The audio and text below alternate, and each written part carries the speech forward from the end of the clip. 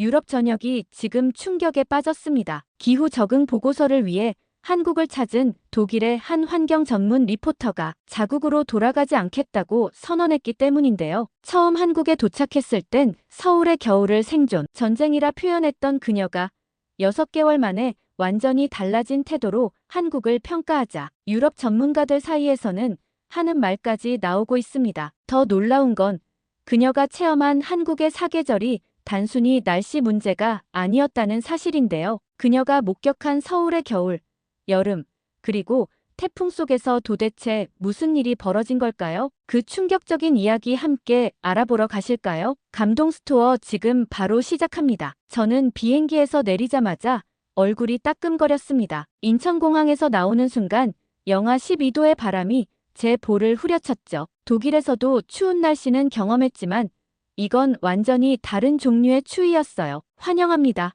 마이어스 씨, 서울로 가는 길에 시내 몇 군데를 둘러보실래요? 한국협력단체에서 나온 지수라는 젊은 여성이 웃으며 저를 맞았습니다. 어떻게 이 얼음장 같은 추위에 저렇게 밝게 웃을 수 있는지 이해할 수 없었죠. 괜찮아요. 호텔부터 가고 싶네요. 이 추위는 상상 이상이에요. 지수는 눈을 동그랗게 뜨고 웃음을 터뜨렸습니다. 아, 이건 아직 많이 추운 편도 아니에요. 작년엔 영하 17도까지 내려갔거든요. 더 추울 수 있다고 저는 속으로 절망했습니다. 도대체 왜 이런 곳에 살지? 이건 인간이 살 환경이 아니잖아요. 차에 오르자마자 히터를 최대로 켰지만 뼛속까지 파고든 한기는 쉽게 가시지 않았습니다. 창밖으로 서울의 풍경이 지나갔죠. 사람들은 두꺼운 패딩을 입고 마스크를 쓴 채 바쁘게 움직이고 있었어요. 호텔에 도착하기 전 지수가 잠깐 차를 세웠습니다. 커피 한 잔 어때요? 한국의 겨울을 견디는 필수품이랍니다. 카페로 향하던 중 제 발이 미끄러졌고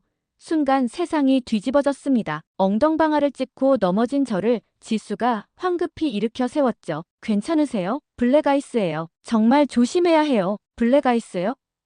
제 엉덩이는 이미 얼음장처럼 차가워졌고 자존심은 바닥에 떨어졌습니다. 카페 창가에 앉아 지나가는 사람들을 보았습니다. 학생들은 웃으며 걸어가고 출퇴근하는 직장인들은 휴대폰을 보며 바쁘게 움직였죠. 아무도 이 추위를 특별하게 여기지 않는 듯 했습니다. 인터뷰는 내일부터 시작할 수 있을까요? 지수가 물었습니다. 리포터로서의 제 임무가 떠올랐습니다. 그래요. 저는 서울 생존의 계절들이라는 제목의 리포트를 작성하러 왔죠. 네, 가능합니다. 시민들은 어떻게 이런 추위에 대처하는지 궁금하네요. 지수는 미소 지었습니다. 특별한 건 없어요. 그냥 살아가는 거죠. 호텔로 돌아오는 길, 퇴근 인파가 거리를 가득 메웠습니다. 한 중년 남성이 아이스크림을 먹으며 지나가는 모습을 보고 저는 눈을 의심했어요. 저 사람, 지금 아이스크림 먹는 거예요? 지수가 고개를 끄덕였습니다. 겨울에도 아이스크림은 인기 있어요. 사계절 관계없이 먹죠. 호텔방에 도착해 따뜻한 샤워를 하고 나서야 정신이 좀 들었습니다. 노트북을 켜고 첫 인상을 기록했죠. 서울 생존의 계절들 -1일차. 이곳 사람들은 극한 환경에서도 일상을 유지한다. 마치 이 추위가 당연한 듯이 그들에게 영하 12도는 특별한 날이 아니다. 단지 겨울의 한날일 뿐. 나는 아직 이해할 수 없다. 왜 이런 곳에서 사는 걸까? 창밖으로 서울의 불빛이 반짝였습니다. 이 차가운 도시 속에서 나는 어떤 이야기를 찾게 될까요? 아직은 모든 것이 낯설고 불편했습니다. 하지만 내일부터 이 도시의 진짜 모습을 만나게 될 것입니다. 독일 베를린의 여름은 온화하고 쾌적했습니다. 한낮의 기온이 28도만 되어도 사람들은 더위를 호소했죠. 하지만 서울의 여름은 그것은 완전히 다른 차원이었습니다. 오늘 기온 38도입니다. 습도는 95%의 열대야까지 예상되니 수분 보충 잊지 마세요. 호텔 로비에서 들려오는 아나운서의 목소리에 저는 믿을 수 없다는 듯이 귀를 의심했습니다. 지난 겨울 영하 12도의 매서운 추위에 벌벌 떨던 기억이 아직도 생생한데 이젠 38도라니요. 마이어스 씨, 오늘은 간단한 시내 인터뷰만 진행하고 일찍 마칠까요? 지수가 로비에서 저를 기다리고 있었습니다. 그녀는 여전히 상큼한 미소를 짓고 있었고 더위에도 불구하고 전혀 지친 기색이 없었어요. 시내로 나가자 도로는 아지랑이로 일렁였고 공기는 마치 뜨거운 물속에 있는 것처럼 무거웠습니다. 하지만 놀랍게도 거리는 사람들로 북적였죠. 첫 인터뷰 대상은 길거리 분식점 주인이었습니다. 어떻게 이런 더위 속에서 계속 장사하실 수 있으세요? 아이고, 이 정도 더위는 매년 있어요. 익숙해지면 별거 아니죠. 두 번째 인터뷰 대상은 회사원이었습니다. 이런 더위에 정장을 입고 다니는 게 힘들지 않나요? 그는 웃으며 대답했습니다. 더워도 일은 해야죠. 겨울에는 추워서 힘들고 여름에는 더워서 힘들어요. 그래도 삶은 계속되니까요. 인터뷰를 진행하다 갑자기 하늘이 어두워졌습니다. 순식간에 검은 구름이 몰려왔고 천둥 소리와 함께 폭우가 쏟아졌죠. 우산도 없이 비를 맞던 저는 순식간에 머리부터 발끝까지 젖었습니다. 이게 도대체 무슨 날씨예요? 아까까지 쨍쨍했잖아요. 지수는 침착하게 가까운 카페로 저를 안내했습니다. 여름 스콜이에요. 갑자기 쏟아지다가 금방 그쳐요. 걱정 마세요. 오늘은 날씨가 정말 선선하네요. 다행이에요. 저는 귀를 의심했습니다. 선선하다고요? 38도에 폭우까지 내리는데요. 지수는 웃음을 참지 못했습니다. 작년에는 40도가 넘었거든요. 이 정도면 견딜만 하죠. 그 순간 제 인내심이 한계에 다다랐습니다. 이런 미친 날씨를 어떻게 견딜만 하다고 말할 수 있죠? 이건 완전히 비정상적인 기후잖아요. 당신들은 왜 이런 환경에 적응하려고 하는 거예요? 그냥 떠나면 되는데. 카페 안이 갑자기 조용해졌고 여러 사람들이 우리 쪽을 돌아보았습니다. 지수의 표정이 굳었어요. 떠나다니요? 이곳은 우리의 집이에요. 집을 떠나라고요? 미안해요. 그냥 이해가 안 돼요. 어떻게 이런 극단적인 환경에서 살 수 있는지. 지수는 커피잔을 천천히 돌리며 말했습니다. 마이어스 씨, 당신은 우리를 연구 대상처럼 보는 것 같아요. 하지만 우리는 그저 우리의 땅에서 살아가는 평범한 사람들이에요. 이 날씨는 우리의 일부죠. 비가 그치고 다시 찌는 듯한 더위가 돌아왔습니다. 하지만 저희 사이의 냉랭함은 쉽게 가시지 않았어요. 호텔로 돌아와 노트북을 열고 오늘의 기록을 시작했습니다. 서울 생존의 계절들 마이너스 여름편. 이곳의 여름은 마치 사우나 속에 사는 것과 같다. 하지만 놀랍게도 사람들은 이 환경에 적응하여 일상을 유지한다. 그들에게 38도의 폭염과 갑작스러운 폭우는 특별한 날이 아니다. 단지 여름의 한 부분일 뿐. 저는 호텔 침대에 누워 스마트폰을 손가락으로 빠르게 스크롤했습니다. 인스타그램에 올린 제 게시물이 예상보다 많은 반응을 얻고 있었죠. 서울 지옥의 기후를 견디는 법이라는 제목의 게시물에는 이미 수백 개의 좋아요와 댓글이 달렸습니다. 유럽인이 경험한 한국의 미친 날씨라는 해시태그와 함께 올린 영상에는 제가 폭우에 젖은 모습, 땀으로 범벅이 된 얼굴, 겨울에 미끄러져 넘어지는 모습 등이 담겨 있었어요. 휴대폰이 울렸습니다. 독일 본부에서 온 메시지였어요. 에바, 긴급히 연락바람. 한국 파트너 측에서 항해 있었음. 화상회의에 접속하자 베를린 사무실의 크리스틴 디렉터가 심각한 표정으로 저를 맞았죠. 에바, 상황이 좋지 않아. 한국 환경부와 협력하는 NGO에서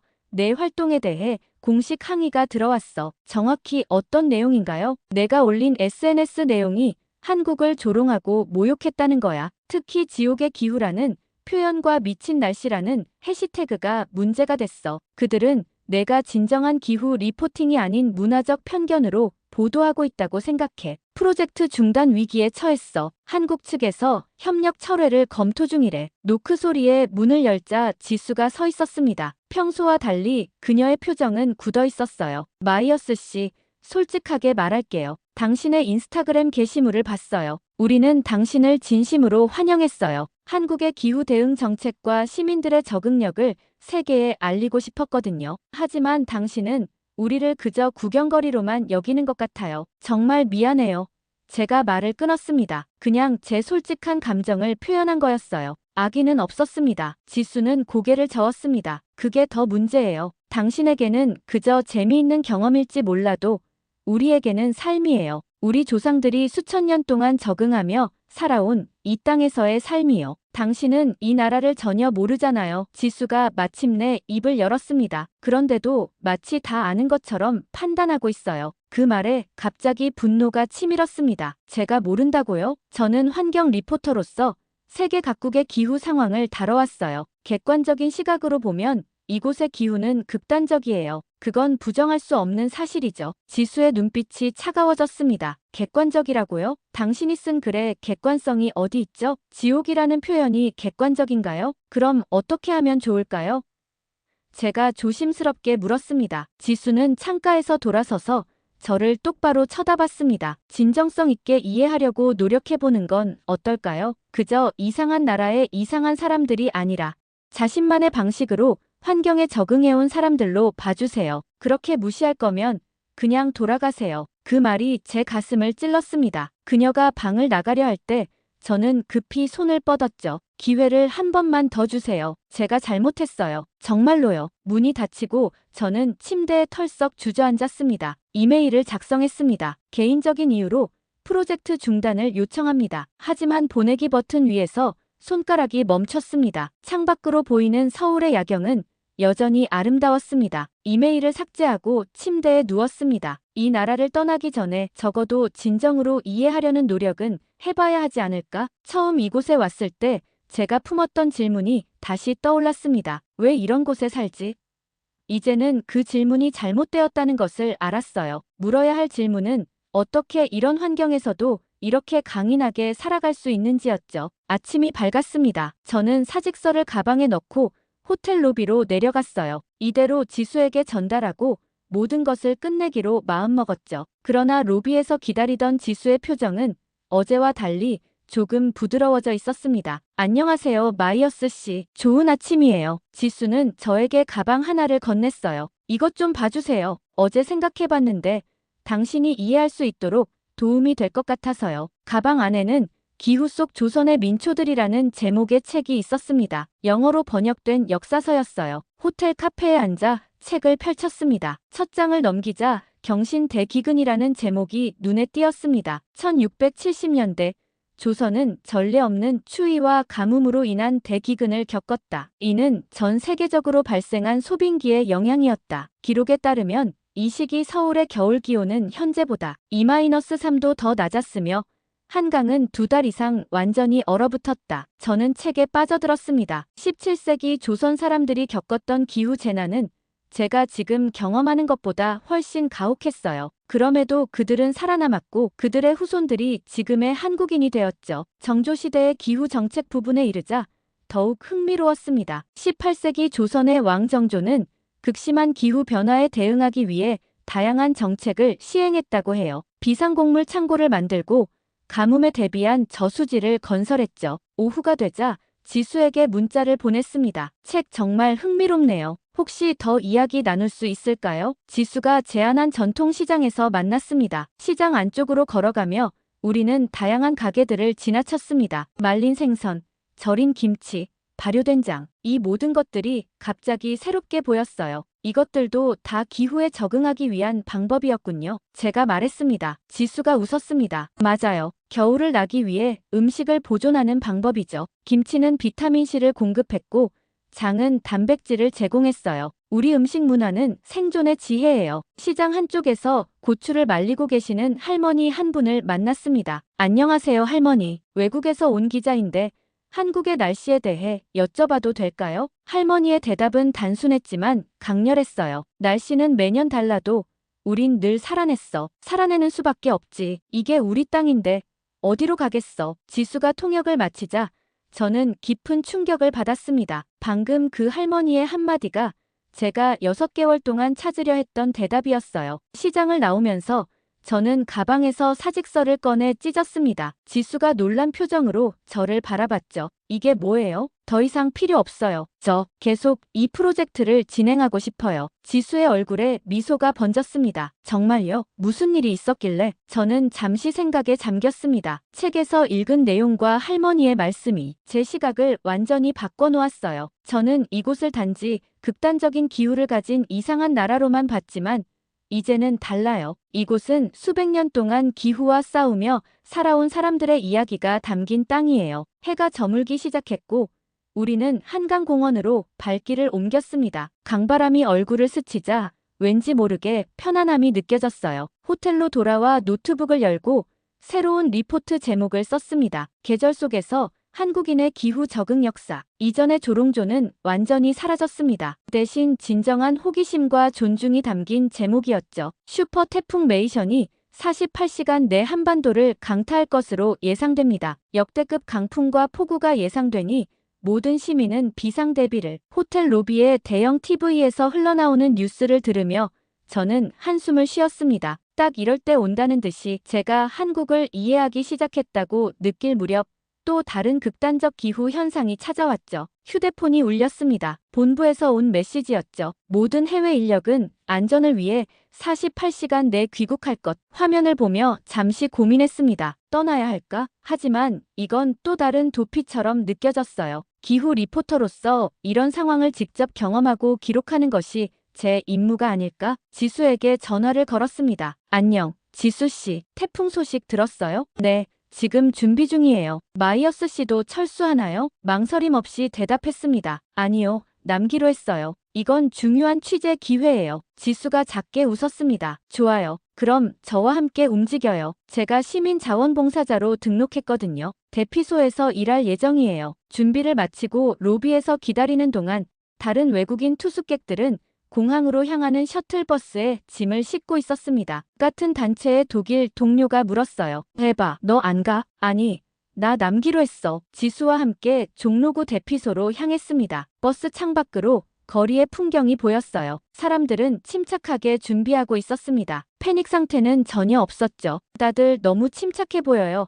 제가 말했습니다. 지수는 앞을 바라보며 대답했어요. 우리는 매년 태풍을 겪어요. 물론 이번 태풍은 특히 강하다고 하지만 기본적인 대처 방법은 알고 있죠. 대피소에 도착하자 많은 자원봉사자들이 분주히 움직이고 있었습니다. 저는 외국인 담당으로 배정받았어요. 태풍이 오기 전 마지막 평온한 밤, 우리는 모든 준비를 마쳤습니다. 다음 날 태풍이 서울을 강타했습니다. 빗소리가 체육관 지붕을 두드리는 소리가 점점 커졌고 바람 소리도 거세졌죠. 그럼에도 대피소 내부는 놀랍도록 평온했어요. 한쪽에서는 자원봉사자들이 따뜻한 음식을 나눠주고 다른 쪽에서는 아이들을 위한 간단한 놀이 프로그램이 진행되고 있었습니다. 노인들을 위한 의료 체크도 질서 있게 이루어졌죠. 놀라워요. 제가 말했습니다. 이렇게 체계적으로 대응하다니. 지수는 미소 지었어요. 위기일수록 한국인은 움직여요. 서로 돕는 건 우리 문화의 일부죠. 태풍이 가장 심한 시간, 저는 노트북을 열고 현장 상황을 기록했습니다. 태풍 속에서 한국의 위기 대응, 가장 놀라운 점은 혼란이 없다는 것이다. 모든 것이 계획대로 움직인다. 자원봉사자들의 헌신, 시민들의 협조, 노약자를 먼저 배려하는 문화. 이것이 단순한 대피가 아닌 공동체의 힘을 보여주는 순간이다. 다음 날 아침, 태풍은 지나갔습니다. 밖으로 나가보니 피해가 예상보다 적어 보였어요. 휴대폰이 울렸습니다. 독일 본부에서 온 메시지였죠. 서울의 놀라운 태풍 대응이 유럽 뉴스에 보도됨. 현장 리포트 긴급 요청. 첨부된 링크를 클릭하자 유럽 뉴스 채널의 헤드라인이 보였습니다. 놀라운 대비력의 도시 서울 슈퍼 태풍에도 최소 피해. 저는 지수에게 메시지를 보여주었습니다. 그녀의 얼굴에 자부심 어린 미소가 번졌어요. 당연한 일을 했을 뿐인데. 지수가 쑥스러운 듯 말했습니다. 태풍이라는 위기 속에서 오히려 저는 한국의 진짜 모습을 볼 수 있었어요. 극한의 순간에 드러나는 진정한 모습 말이죠. 이제 어떻게 할 거예요? 지수가 물었습니다. 태양빛 속에서 저는 확신에 찬 목소리로 대답했습니다. 이 이야기를 세계에 전할 거예요. 극한 기후를 이겨내는 한국인의 적응력과 지혜를요. 태풍이 지나간 후 일주일, 서울은 놀라울 정도로 빠르게 일상을 회복했습니다. 제가 머무는 호텔도 정상 운영을 시작했고 거리에는 다시 사람들이 붐비기 시작했죠. 하지만 제 마음속에는 무언가 변화가 일어났어요. 오늘은 드디어 자원봉사 활동을 마치고 처음으로 지수와 개인적인 시간을 갖기로 했습니다. 태풍 속에서 함께 일하며 우리는 더 가까워졌지만 여전히 어색함이 남아있었죠. 오늘은 어디로 가고 싶으세요? 호텔 로비에서 만난 지수가 물었습니다. 저는 잠시 고민했어요. 당신이 좋아하는 곳으로 가요. 진짜 서울을 보여주세요. 지수는 미소 지었습니다. 그럼 남산에 가볼까요? 눈이 내리기 시작했거든요. 서울의 겨울 풍경을 제대로 볼 수 있을 거예요. 눈이요? 11월인데 벌써요? 가끔 이렇게 일찍 오기도 해요. 사계절의 경계가 점점 모호해지고 있어요. 지수의 차를 타고 남산으로 향하는 길, 저는 창밖으로 내리는 눈을 바라보았습니다. 커다란 눈송이들이 천천히 도시를 덮기 시작했어요. 기억나요? 당신이 처음 왔을 때? 지수가 조용히 물었습니다. 저는 웃음을 참을 수 없었어요. 어떻게 잊을 수 있겠어요? 공항에서 나오자마자 얼굴이 따끔거렸고 그날 밤 호텔에서 왜 이런 곳에 사는 거지? 라고 생각했죠. 남산 주차장에 차를 세우고 우리는 케이블카를 타고 올라갔습니다. 유리창 너머로 서울 전체가 눈에 하얀 베일에 쌓여가는 모습이 펼쳐졌어요. 아름답네요. 제가 진심으로 말했습니다. 지수는 조용히 고개를 끄덕였어요. 이런 날씨에도 아름다움을 찾을 수 있다면 당신은 이미 많이 변했네요. 타워 전망대에 올라 서울 전체를 내려다보니 감정이 북받쳐 올랐습니다. 이 도시와 제가 얼마나 많은 이야기를 함께 했는지, 그리고 앞으로 또 얼마나 많은 이야기가 남았는지 생각하니 가슴이 벅차올랐어요. 처음 왔을 때 생각하면 믿기지 않아요. 제가 말했습니다. 그때는 이곳을 떠나고 싶다는 생각뿐이었는데 지수가 제 옆에 조용히 서서 물었습니다. 그럼 지금은 어때요? 깊은 숨을 들이마시고 솔직하게 대답했습니다. 한국은 이상해요. 근데 나 이제 그게 좋아요. 지수의 눈이 커졌습니다. 그녀는 잠시 말없이 저를 바라보다가 부드럽게 웃었어요. 이곳은 예측할 수 없어요. 맹렬한 추위, 숨막히는 더위, 갑작스러운 태풍. 하지만 그 모든 것을 견디는 사람들이 있죠. 그들은 단순히 견뎌내는 것이 아니라 그 속에서 살아가는 방법을 알고 있어요. 그게 정말 놀라워요. 전망대 한쪽 카페에 자리를 잡고 앉았습니다. 창 너머로 서울의 야경이 눈 내리는 밤하늘 아래 빛났어요. 지수가 따뜻한 음료 2잔을 들고 왔습니다. 이건 뭐예요? 제가 생소한 음료를 바라보며 물었습니다. 식혜예요. 한국 전통 음료죠. 쌀로 만들어요. 조심스럽게 한 모금 마셨습니다. 달콤하면서도 특이한 맛이었지만 이상하게 마음을 편안하게 해주는 맛이었어요. 하산하는 길에 지수가 노점상 앞에 멈춰 섰어요. 잠깐만요. 지수는 붕어빵 몇 개를 사서 제게 건넸습니다. 따뜻한 빵에서 김이 모락모락 피어올랐어요. 이건 붕어빵이에요. 겨울에만 맛볼 수 있는 간식이죠. 따뜻한 붕어빵을 한 입 베어 물자 달콤한 팥 앙금이 입안에 퍼졌습니다. 차가운 바람 속에서 이 작은 온기가 얼마나 위로가 되는지 깨달았어요. 눈 내리는 길을 걸으며 우리는 말없이 미소를 교환했습니다. 때로는 말보다 더 강력한 소통이 있다는 것을 느꼈어요. 노트북 앞에 앉아 마지막 문장을 완성했습니다. 화면 위에 떠있는 제목이 제 눈에 들어왔습니다. 사계절, 한민족을 단련시킨 기후라는 사부. 6개월 전 서울에 처음 도착했을 때 제가 쓰려 했던 보고서의 제목은 서울 생존의 계절들이었죠. 얼마나 많은 것이 바뀌었는지 새삼 깨달았습니다. 제목뿐만 아니라 내용, 시각, 그리고 무엇보다 제 마음이 변했어요. 보고서를 한 번 더 훑어보았습니다. 단순한 기후 리포트가 아니었어요. 역사, 문화, 사람들의 이야기가 담겨 있었습니다. 특히 태풍 당시 경험했던 공동체 의식에 대한 부분은 제가 가장 공들인 챕터였죠. 마우스 버튼을 누르고 보내기를 클릭했습니다. 몇 초 후 독일 본부에서 응답이 왔어요. 보고서 잘 받았음. 내용 훌륭해. 다음 주 파리 기후변화 컨퍼런스에서 발표 가능. 빠른 회신 바람. 심장이 빠르게 뛰기 시작했습니다. 파리 컨퍼런스는 유럽에서 가장 큰 기후 관련 행사 중 하나였어요. 즉시 전화가 왔습니다. 베를린 본부의 크리스틴 디렉터였어요. 에바, 정말 놀라운 보고서야. 처음에는 내가 한국에 남겠다고 했을 때 걱정했는데 결과물을 보니 정말 옳은 결정이었어. 통화를 마친 후 저는 지수에게 전화를 걸었습니다. 그녀가 없었다면 이 모든 것이 불가능했을 테니까요. 지수 씨, 제 보고서가 통과됐어요. 파리 컨퍼런스에서 발표하게 됐습니다. 전화기 너머로 그녀의 환호성이 들렸습니다. 정말요? 축하해요, 마이어스 씨. 정말 자랑스러워요. 덕분이에요. 당신이 없었다면 저는 아직도 이 나라를 이해하지 못했을 거예요. 그날 저녁 광화문 광장에서 지수를 만났습니다. 우리는 가볍게 저녁을 먹고 밤거리를 걸었어요. 불빛으로 가득한 서울의 밤은 언제나처럼 활기찼습니다. 파리에서 어떤 이야기를 할 건가요?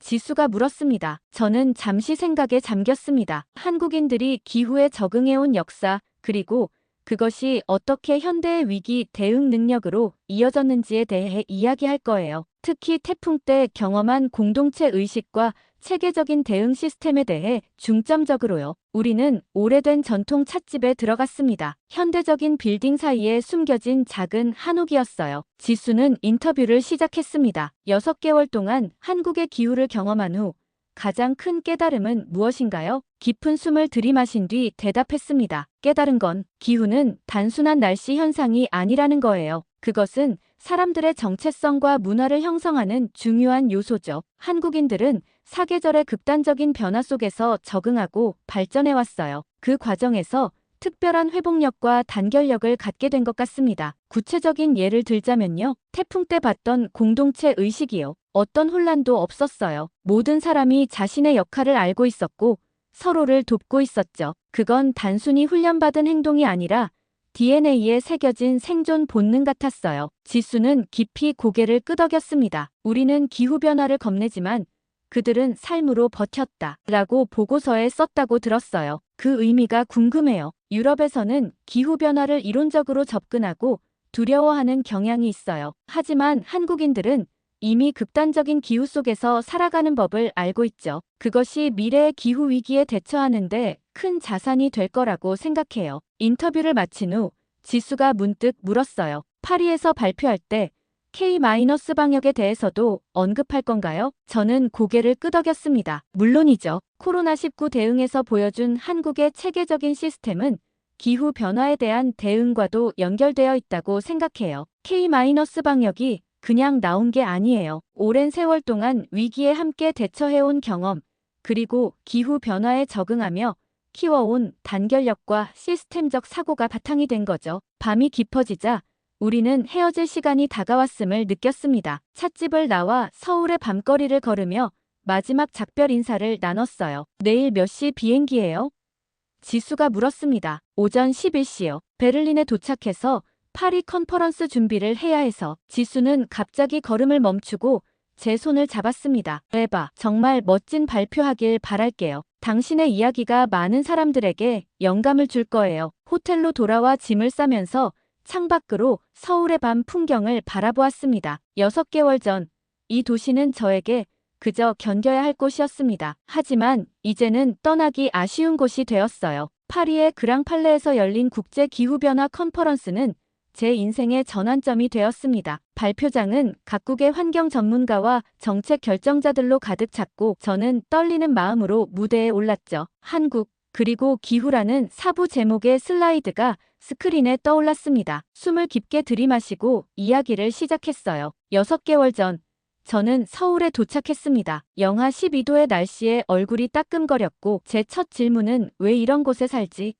였습니다. 오늘 저는 그 질문에 대한 답을 여러분과 나누려 합니다. 발표를 마치자 기대 이상의 반응이 쏟아졌습니다. 많은 전문가들이 질문을 던졌고 특히 한국의 기후 적응 역사와 현대적 대응 시스템에 대한 관심이 뜨거웠어요. 베를린 사무실로 돌아온 지 한 달이 지났습니다. 창밖으로 내리는 겨울비를 바라보며 노트북으로 작업 중이었어요. 왠지 모르게 서울의 맑고 차가운 겨울 공기가 그리워지는 순간이었습니다. 크리스틴 디렉터가 제 책상으로 다가왔어요. 에바, 좋은 소식이야. 우리 보고서가 정말 큰 반응을 얻고 있어. 특히 아시아 지역 기후 적응 연구에 관심 있는 기관들에서 연락이 왔어. 사실 한국환경부에서도 특별한 제안이 왔어. 그들이 주최하는 기후 적응 국제 포럼에 당신을 초청했어. 서울에서 2월에 열리는 행사야. 심장이 빠르게 뛰기 시작했습니다. 서울로 돌아갈 기회가 생긴 거예요. 사무실로 돌아와 지수에게 메일을 썼습니다. 이번 겨울 다시 갈게요. 추워도 좋아요. 몇 시간 후 지수의 답장이 도착했어요. 정말요? 대단해요. 공항에서 마중 나갈게요. 따뜻한 옷 꼭 챙겨오세요. 올해는 더 추울 거예요. 웃음이 절로 나왔습니다. 이제 서울의 추위는 더 이상 두렵지 않았어요. 오히려 그 차가운 공기 속에서 느꼈던 생동감이 그리워질 정도였죠. 2월의 첫째 주, 저는 다시 인천공항에 발을 디뎠습니다. 공항에 내리자마자 익숙한 한기가 얼굴을 스쳤어요. 하지만 이번에는 따끔거리는 감각이 불편하지 않았습니다. 마치 오래된 친구의 인사처럼 느껴졌죠. 출구로 나가자 지수가 손을 흔들며 서 있었습니다. 그녀의 미소는 여전히 밝고 따뜻했어요. 에바, 여기에요. 우리는 반갑게 포옹했습니다. 이제 저는 지수를 지수씨가 아닌 지수라고 부르게 되었고 그녀도 저를 마이어스씨 대신 에바라고 불렀죠. 지수의 차를 타고 서울로 향하는 길, 창밖으로 눈이 내리기 시작했습니다. 하얀 눈이 도시를 덮는 모습이 마치 환영의 의식처럼 느껴졌어요. 다음 날 국제 포럼이 열렸습니다. 저는 한국의 기후 적응 역사와 현대적 응용에 대해 발표했고 많은 전문가들의 호응을 얻었어요. 특히 우리는 기후변화를 겁내지만 그들은 삶으로 버텼다는 문장이 많은 사람들의 마음을 움직였다고 합니다. 포럼이 끝난 후 지수와 함께 남산을 다시 찾았습니다. 지난번과 달리 이번에는 눈이 무릎까지 쌓여 있었어요. 케이블카를 타고 올라가며 눈 덮인 서울을 내려다보았습니다. 지수, 사실 제가 한 가지 결정을 내렸어요. 제가 입을 열었습니다. 지수가 호기심 어린 눈으로 저를 바라봤어요. 무슨 결정인데요? 저 서울에 좀 더 오래 머물기로 했어요. 최소 1년 정도는요. 아시아 지역 기후 적응 연구 프로젝트를 맡게 됐거든요. 지수의 눈이 커졌습니다. 정말요? 그럼 자주 볼 수 있겠네요. 네. 그리고 이번에는 제대로 한국어도 배울 거예요. 그리고 김치 담그는 법도요. 서울의 겨울밤, 눈 내리는 남산 위에서 저는 깨달았습니다. 한때는 이해할 수 없었던 이 도시, 이 기후, 이 사람들, 이제는 제 삶의 일부가 되었다는 것을요. 이곳에서 살아낸다는 건 나를 키우는 일이에요. 제가 조용히 말했습니다. 내가 버틸 수 있다면 누구든 버틸 수 있다는 것을. 오늘의 사연은 어떠셨나요? 재미있으셨다면 좋아요와 구독 부탁드려요. 사연을 전하는 저에게 큰 힘이 됩니다. 지금까지 해외 감동 사연을 전하는 감동 스토어였습니다. 오늘도 행복한 하루 되세요.